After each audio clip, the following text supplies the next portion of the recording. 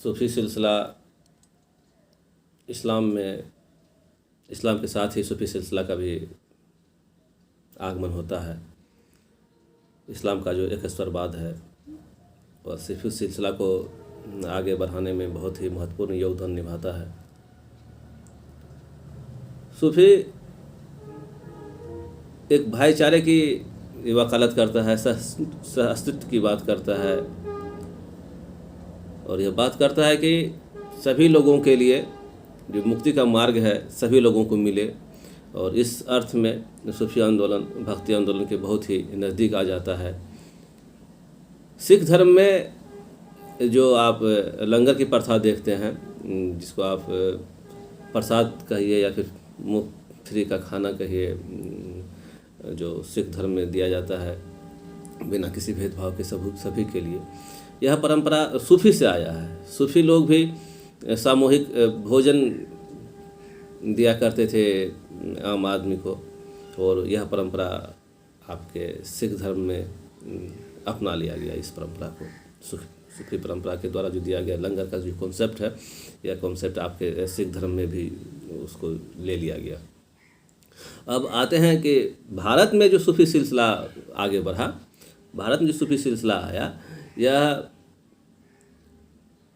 गौरी के समय ये आया, भारत में आया। और इस सिलसिला में ख्वाजा मोइनुद्दीन चिश्ती बहुत बड़ा एक नाम है। ख्वाजा मोइनुद्दीन चिश्ती का, इन्होंने दिल्ली को अपना सेंटर नहीं बनाया, इन्होंने अपना सेंटर बनाया दिल्ली से दूर एक अजमेर छोटा सा कस्बाई इलाका था उस समय में, वहाँ पे बनाया। और इसके पीछे कारण यही था कि दिल्ली सल्तनत का एक केंद्र बिंदु था। तो इनका सोच था कि राजधानी से अपने को दूर रखें, या फिर जो राजा है, शासक सम्राट है, उससे अपने को दूर रखें। इसलिए इन्होंने आम जनता के लिए अधिक से अधिक लोग इस सूफ़ी मत को अपनावें, सूफ़ी मत में अपने आप को दीक्षित करें। इसलिए इन्होंने बहुत ही दिल्ली से निकट का स्थान है अजमेर, यहाँ पे उन्होंने अपने अजमेर में अपना सेंटर स्थापित किया। और बहुत ही प्रसिद्ध सिलसिला रहा सूफ़ी सिलसिला, बहुत ही प्रसिद्ध सिलसिला रहा भारत में खास करके। और इन्हीं सूफ़ी सिलसिला में चिश्ती सिलसिला इनका है। चिश्ती सिलसिला का संस्थापक ख्वाजा मोइनुद्दीन चिश्ती है। और इस सिलसिला में जब भारत में बात आती है तो भारत में इस सिलसिला को आगे बढ़ाने में बहुत से सूफ़ी संतों का महत्वपूर्ण योगदान है। सिलसिला जिसको कहते हैं कि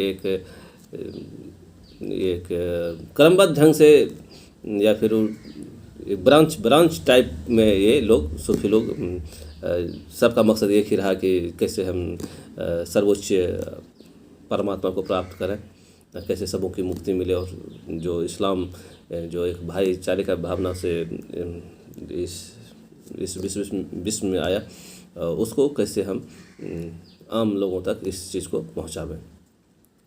और यह सिलसिला सबसे पहले संत शेख उस्मान के समय आया, और उस्मान के ही शिष्य हैं ख्वाजा मोइनुद्दीन चिश्ती, और जो मोहम्मद गोरी के साथ 1192 में भारत आते हैं। और इनके ख्वाजा मोइनुद्दीन चिश्ती के शिष्य हुए कुतुबुद्दीन बख्तियार काकी। यहाँ पे काकी जो शब्द है बहुत ही मार्केबल शब्द है। काकी का मीन्स होता है रोटी, ब्रेड। और चूँकि ये गरीबों के लिए उपलब्ध था, तो इस रोटी के लिए और इतने दानशील थे कि इनके नाम में संबोधन में काकी शब्द का प्रयोग होने लगा। तो ख्वाजा कुतुबुद्दीन बख्तियार काकी, और इनके जो शिष्य हुए वो बाबा फरीद के नाम से मशहूर हुए। बाबा फरीद गंजे शकर भी कहलाते हैं, बाबा फरीद गंजे शकर भी कहलाते हैं। और ये गंजे शकर तो कम, लेकिन बाबा फरीद के नाम से ज़्यादा मशहूर फेमस हुए। और बाबा फरीद के जो वचन हैं वो गुरु अर्जन देव के गुरु ग्रंथ साहिब में भी संकलन है, और गुरु अर्जन देव के ग्रंथ साहिब में आपके कबीर के भी बहुत से पद उसमें सम्मिलित हैं। बहुत याद रखने वाली बात है ये कि बाबा फरीद के जो वचन है वो गुरु अर्जुन देव के गुरु ग्रंथ साहिब में संकलित हैं, और गुरु ग्रंथ साहिब साहिब में न सिर्फ बाबा फरीद के बल्कि मध्यकालीन संत जो कबीर हुए हैं उनके भी बहुत से पद आपको उनके ग्रंथ में मिल जाएंगे। और बाबा फरीद के शिष्य हुए निजामुद्दीन ओलिया साहब। और निजामुद्दीन ओलिया साहब तो अब बहुत ज़्यादा पॉपुलर हो गए दिल्ली में। ये दिल्ली के संत हैं निजामुद्दीन ओलिया, ये बहुत ही फेमस संत हो गए। इन्होंने ऐसा कहा जाता है कि इन्होंने 7 सुल्तानों का शासन देखा है अपने काल में। और ये इतने लोकप्रिय थे कि इनके बारे में कहा जाता है। और एक बात ये देखने की चीज़ है कि सूफी सिलसिला में सिर्फ चिश्तिया सिलसिला ही ऐसा सिलसिला रहा कि जिन्होंने अपने आप को राजकीय संरक्षण से दूर रखा। उसके बाद और सब जैसे सोहरावर्दी है और सब सिलसिला है, इन्होंने राजकीय संरक्षण को लेना स्वीकार किया। लेकिन चिश्तिया सिलसिला है जो है, चिश्तिया सिलसिला ने कभी भी राजकीय संरक्षण को लेना स्वीकार नहीं किया, राजकीय दान को लेना स्वीकार नहीं किया। और ये ख्वाजा निजामुद्दीन ओलिया के बारे में तो यहाँ तक फेमस है कि जब सम्राट एक गेट से प्रवेश करते थे तो निजामुद्दीन ओलिया साहब जो है दूसरे गेट से निकल जाते थे। यहीं से एक टर्म आता है, वो सुने होंगे कि दिल्ली दुरुस्त, यानी कि दिल्ली जो है दिल्ली अभी बहुत दूर है। तो हुआ यूँ था कि गियासुद्दीन तुगलक से इनकी बनती नहीं थी। तो जब गियासुद्दीन तुगलक जब कलकत्ता बंगाल विजय से जब वापस आ रहे थे तो इन्होंने निजामुद्दीन ओलिया साहब के पास खबर पहुंचाई। जब ये 70-72 किलोमीटर दूर थे दिल्ली से, तो इन्होंने निजामुद्दीन ओलिया साहब के पास ये खबर पहुंचाई कि सम्राट आ रहे हैं। तो सम्राट या तो आप रहिए दिल्ली में या फिर सम्राट रहेंगे दिल्ली में। तो ऐसा हुआ। तो निजामुद्दीन ओलिया साहब ने बोले कि अभी दिल्ली बहुत दूर है। उनका जो उर्दू तर्जुमा होगा तो मिलेगा तो हम आपको बताएंगे कि उर्दू में उसको क्या कहा गया था। उसका हिंदी अनुवाद यही है कि दिल्ली अभी दूर है। और ऐसा हुआ भी। जब ये मोहम्मद तुगलक गयासुद्दीन तुगलक जब यहाँ दिल्ली के निकट आए तो एक दिन जब रात में जश्न का माहौल कलकत्ता विजय बंगाल विजय में जब के उपलक्ष्य में जब जश्न का माहौल था, तो उसी में एक उन्माद हाथी जो है उनके तंबू से टकराया। और चूँकि तंबू लकड़ी का बना हुआ था, अस्थायी घर, तो उसे टकराया और उसके बाद वो लकड़ी जो है गयासुद्दीन तुगलक के सर पे गिर गया और गयासुद्दीन तुगलक की मृत्यु होती है। और तो वहाँ से ही ये सब जो वाक्य जो शुरू होता है कि दिल्ली अभी बहुत दूर है। और इनके शिष्य हुए निजामुद्दीन ओलिया साहब के शिष्य हुए अमीर खुसरो। और अमीर खुसरो के बारे में तो जानते हैं कि इन्होंने बहुत बड़े संत हुए हैं। अमीर खुसरो साहब बहुत बड़े संत हुए हैं। और इनका जो आत्मा से परमात्मा का जो मिलन होता है, संसारिक से जो दैहिक का जो इहलोक से जो संपर्क होता है, और ये इतनी ज़्यादा इन्होंने उस चीज़ को प्राप्त कर लिया था। रहस्य सूफी बात क्या है, रहस्यात्मक है। इसमें जो रहस्य को जो प्राप्त कर लिया था, ऐसा कहा जाता है कि जब निजामुद्दीन ओलिया साहब की मृत्यु होती है तो उसमें अमीर खुसरो साहब दिल्ली में नहीं थे, दिल्ली से दूर थे। जब वापस आते हैं तो एक रचना करते हैं, एक कविता की रचना करते हैं। तो उसमें वो लिखते हैं, कहते हैं कि गोरी सोबे सेज पे मुख पे डारे केस, चल खुसरो घर आ अपना जहाँ चहूँ और रैन। यानी कि उनके वियोग में, निजामुद्दीन ओलिया साहब के वियोग में अमीर खुसरो भी अपने ज़िंदगी को ख़त्म कर देते हैं। ये प्यार था उनका, ये लगाव था उनका अपने गुरु के प्रति। और निजामुद्दीन ओलिया साहब किसी भी सुल्तान के दरबार में कभी नहीं गए।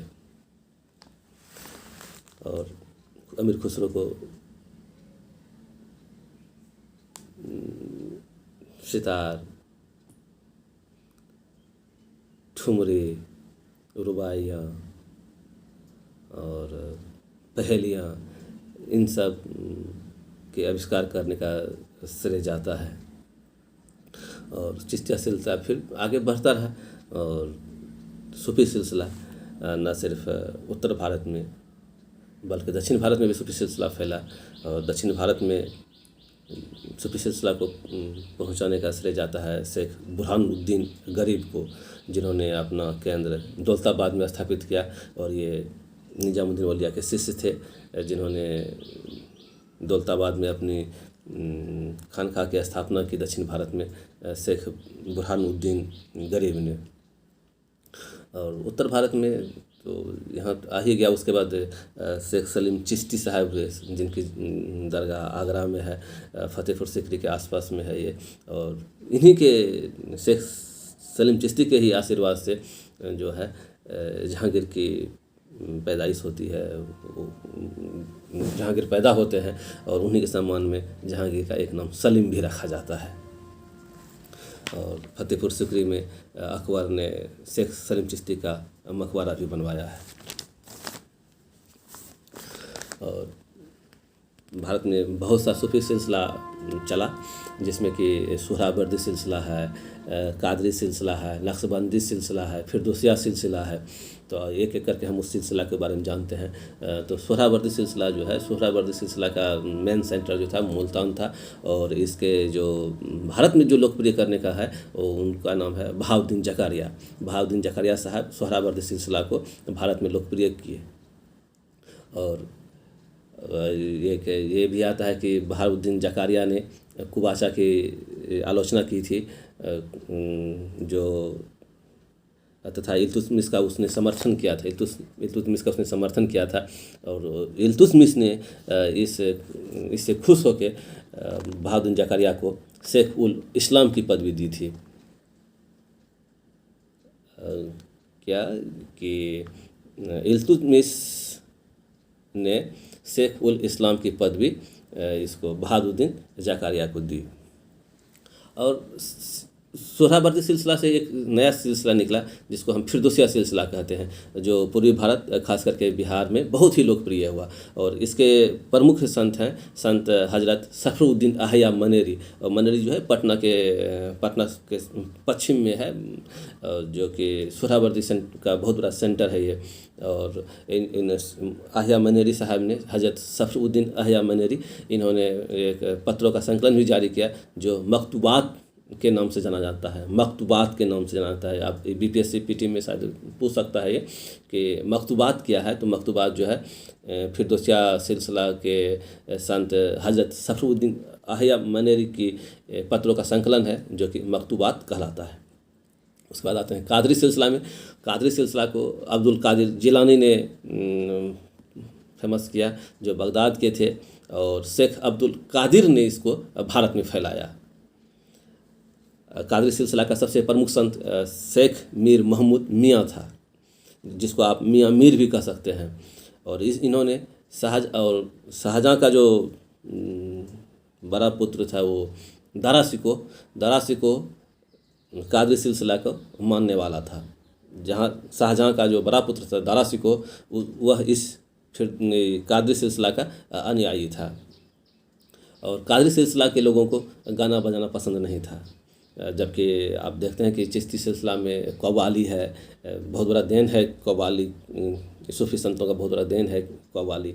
जबकि इस्लाम में आपको गाना बजाना इस सब पे पूर्णतः प्रतिबंध है। उसके बावजूद भी सूफी सिलसिला के द्वारा, सूफियों के द्वारा जो कव्वाली है, जो गायन है, जो एक फना, अपने को फना कर देने का जो कॉन्सेप्ट है, वो सूफी सिलसिला में आता है। और सभी सिलसिला में गाना बजाना नहीं है। कुछ अपवाद भी से कादरी सिलसिला में गाने बजाने पे पूर्णतः प्रतिबंध है, इनको गाना बजाना पसंद नहीं है। फिर आता है नक्शबंदी सिलसिला।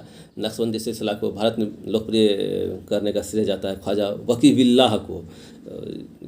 आपको मैचिंग करने आता है, एग्जाम में मैचिंग करने आएगा तो कादरी सिलसिला के का संबंध किससे है, नक्शबंदी सिलसिला का संबंध किससे है, सुहरावर्दी सिलसिला का संबंध किससे है। एक तरफ इधर सिलसिला लिखा रहेगा और एक तरफ इधर उनके जो मुख्य संत हैं उनका नाम लिखा रहेगा। तो नक्शबंदी सिलसिला को भारत में लोकप्रिय बनाने का काम किया है किसने, ख्वाजा वकीबिल्लाह ने। और इसके सबसे प्रसिद्ध संत हुए हैं शेख अहमद सरहिंदी, जो कि शेख अहमद सरहिंदी जो है अकबर और जहांगीर के समकालीन थे। एक क्वेश्चन यहाँ यह भी बनता है कि नक्शबंदी सिलसिला के सूफी संत शेख अहमद सरहिंदी के समकालीन निम्नलिखित में कौन थे। तो उसमें अकबर और जहांगीर दोनों शेख अहमद सरहिंदी के समकालीन थे। और शेख अहमद सरहिंदी ने अकबर का जो उदारवादी धार्मिक नीति है उसकी उन्होंने आलोचना की। यह भी क्वेश्चन यूपीएससी और बीपीएससी लेवल का, यूपीएससी में तो पूछता है और यूपीएससी से भी क्वेश्चन बीपीएससी में आता है। तो ये क्वेश्चन भी आता है कि शेख अहमद सरहिंदी जो थे उन्होंने अकबर की धार्मिक नीति का विरोध किया था, और शेख अहमद सरहिंदी जो है वह औरंगजेब का समर्थक था।